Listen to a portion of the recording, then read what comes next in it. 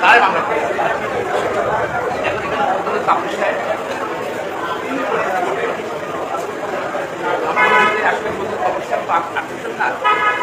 তিনি করেছেন মামলাটা তাপসের দাদা বলতেন দাদা ঘুমটা আছে এটা ছদ্মবেশে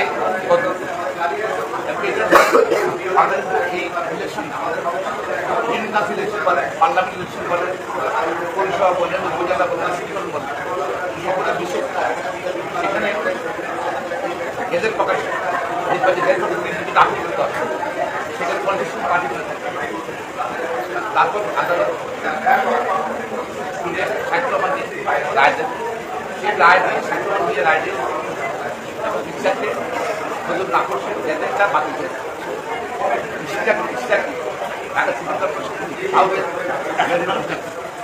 এবং আদালত আরো বলেছেন যে 10 দিনের ভিতর এদের প্রকাশ করতে নির্বাচন করছেন আদালত নীতি অনুযায়ী এবং আইন অনুযায়ী এবং 27 এপ্রিল এদের বিজ্ঞপ্তি প্রকাশ ঘোষণা দিয়েছে। এখন যেগুলো মেনলি লাস্ট এই 7 দিন আইন খাদ্য অনুযায়ী সরকার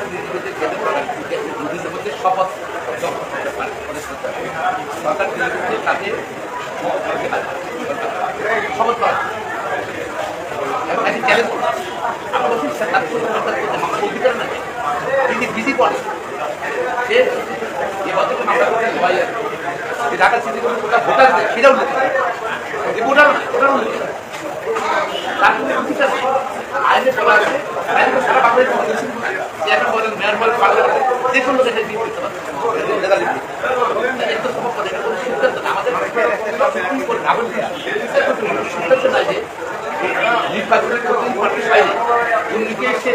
ইলেকশন দেখা বলে রেজাল্ট চ্যালেঞ্জ করছে সেখানে উদ্দেশ্যে করা হয়েছে নির্বাচন শপথ না করে এবং এটা ধর এবার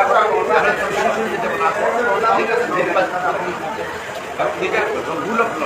আইনের সাথে বিশ্বাস করবো অবশ্যই তাকে সরকার একটা ঘুরছে সরকারি বলবো না সরকার একটা বেসিক পদের একটা ঘুরছে কারণে তারা এখানে মন্ত্রণালয় থাকবে ঢাকা সিটি কর্পোরেশন নিয়ে গেছে সেখানে অফিস কি হয় এখন আদেশ কবে? এখন ঠাকুর লোক আছে আর কোনো মামলার অধিকারী নেই এবং অসুখ উদ্দেশ্যে হুজুর আবেশ আসতে পারছে না তার পক্ষে মূলত সত্য নামে মামলা সুতরাং এটাই মামলা কিন্তু মামলা করেছেন জরিমানার খরচ খরচ তাকে খারিজ করে এবং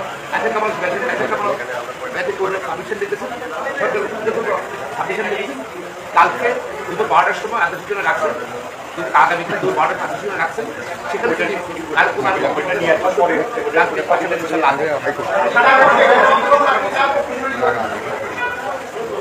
ঢাকার নির্বাচনের মেয়র ইশাকুলের পক্ষ আমি এবং কাজল কামাল আমি এবং আরো অনেক আইনজীবী আমরা এর মধ্যে দেখেছি যে 5 বছর মেয়াদ গত 15 জুন শেষ হয়ে গেছে 15 মে তার 15 মে শেষ হয়ে গেছে তার মানে এখন ওই মেয়াদ নেই সেই হিসাবে তাকে শপথ দিতে কোনো বাধা নেই আইন বর্তমানে এক মেয়র কার্যকাল শেষ হলে আর কার আসলে তাকে পাওয়া ধন্যবাদ কন্টিনিউ করতে হবে বিভিন্ন আদালত নির্দেশ তারা তো এটা কোনো প্রশ্ন নিতে পারে আপনি শপথ নিয়ে শপথে বলেন যে মেয়াদ শেষ আদালত নির্দেশ মানবেন না কেন আপনার রুল অফ ল আইনের সাথে বিশ্বাস করে মানতে হবে আপনার সরকার পরিচালনায় যদি আইন এবং সংবিধান যদি বিশ্বাস করে রাখতে অবশ্যই আদালতের মানতে হবে এখানে কোনো সুযোগ নাই।